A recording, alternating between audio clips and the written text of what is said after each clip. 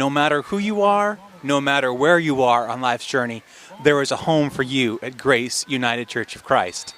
Hi everyone, welcome to your weekly update. As you might notice, there is some excitement going on here in the background behind me. In just a minute, I will going to tell you why we are here. First off, a couple of the announcements. Christmas pageant is going to go on as planned. That is good news. Along those lines, we have most all the parts filled except for 3 wise men. And even though I say wise men, that's a gender-neutral position. We can have wise women, wise ones, wise elders. Doesn't matter. So if you are interested in that, please talk with Jeff Klauser. He'll be happy to fill you in for that position. Articles for Shalom are due. By the time you see this video, tomorrow. Yay! Tomorrow, Sunday, articles for Shalom are due. There's a lot going on at Grace, and one of the things I need to tell you about is my enthusiasm and my joy that I get to be your pastor during this interim time. It's exciting. The other night, I was so excited. Because of your enthusiasm, because of your joy, because of the eagerness that which you are taking on the tasks of this interim ministry time, the enthusiasm for which you're looking at what God might be calling us to be and do in this world, it is exciting. Your boldness in taking on this task is invigorating, and it is a joy to be your pastor during this time. I was so excited the other night, I couldn't sleep. I got 3 or 4 hours of sleep because I was so excited. My mind was so filled with thoughts around the energy that is brewing at Grace United Church of Christ. It is exciting. There are a lot of announcements each week that are all important. I invite you to take time to read in your bulletin or email the church to get a copy of the announcements.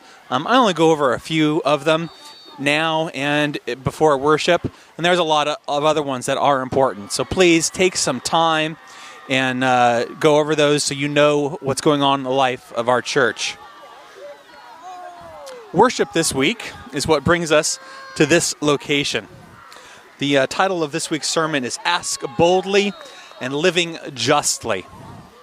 It's about a story of a woman who demands of the judge time and time again justice.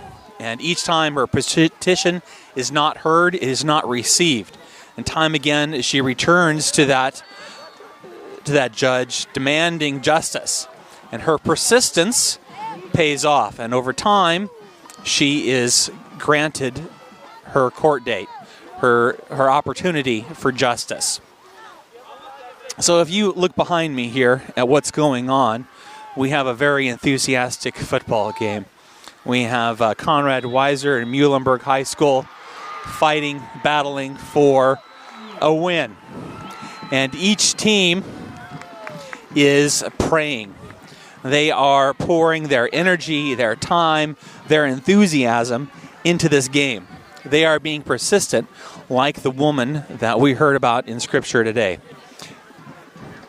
But in the end of this, one team is going to win, and the other team is not going to win.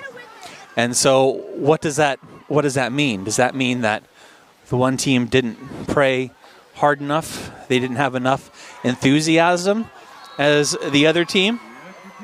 Well, that's hard to say when I look out here. It does say something important about who God is.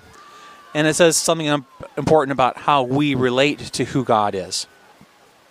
So maybe it's not really about who prays harder, who cheers harder, who believes harder than somebody else.